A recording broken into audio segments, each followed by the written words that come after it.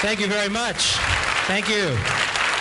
Welcome to the first annual Houston Outlaw Comedy Special. I hope you're here to see the show, not just waiting for traffic to die down before you finish that trek to the suburbs.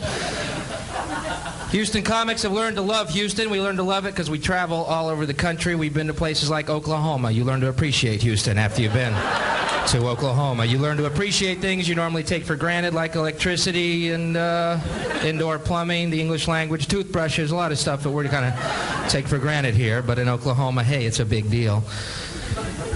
I moved at the Houston House Apartments on the top floor, smack dab in the middle of Houston, Texas.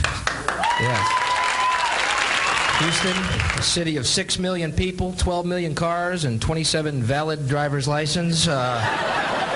It's an action town, and I'm glad to be a part of it, because I have been up in Oklahoma, festering in the bowels of the heartland, trying to entertain people who suffer from inbreeding and high carbohydrate diets.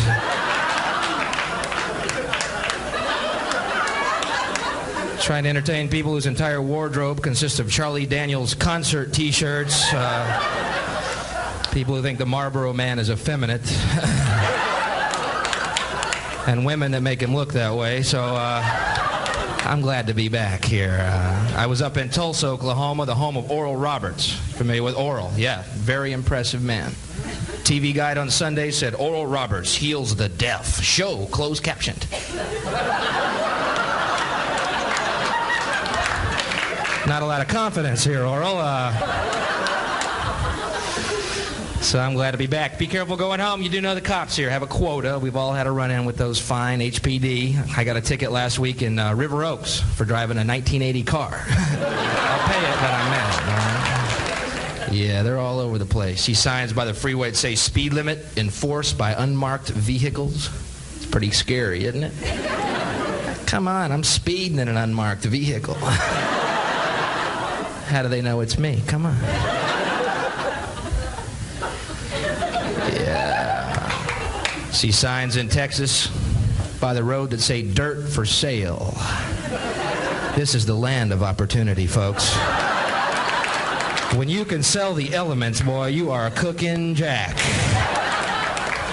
Dirt for sale. What a concept. Would like to get inside that guy's mind and look around just for an hour, boy? Guy sees opportunity everywhere. I don't know where to begin. I'm going to sell dirt. Why didn't he open up an air dealership? I have no idea.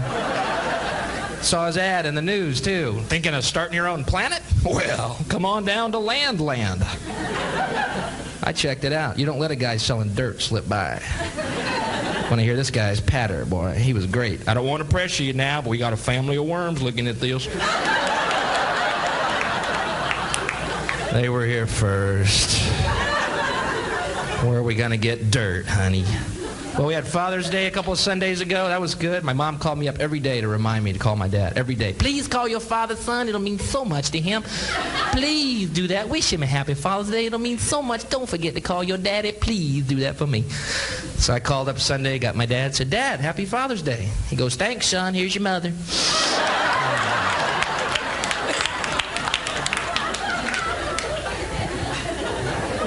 Had a rather hostile childhood. A lot of tension in our family. Kids would come up to me, my dad can beat up your dad. I'd go, when?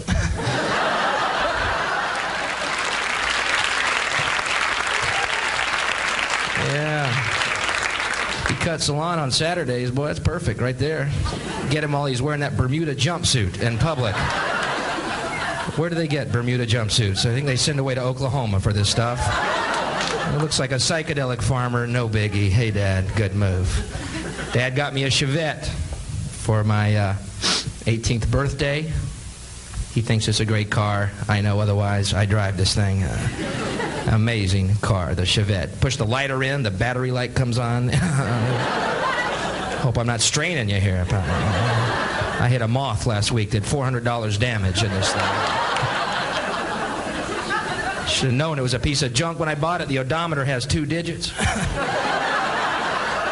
Comes that big 10-mile mark. You folks are great. Thank you very much.